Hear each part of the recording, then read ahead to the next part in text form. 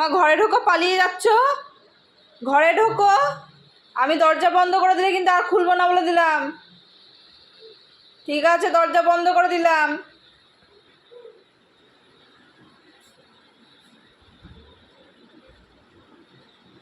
দরজা বন্ধ করে দিলাম।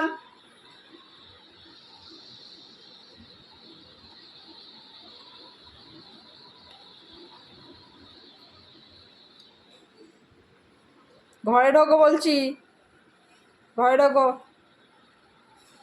ঘরে ঢোকো, ঘরে ঢোকো,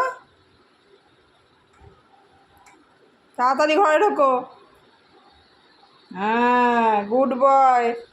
হাত সরা, হাতে লাগবে। Very good. আর বাইরে যাওয়ার চেষ্টা করবে?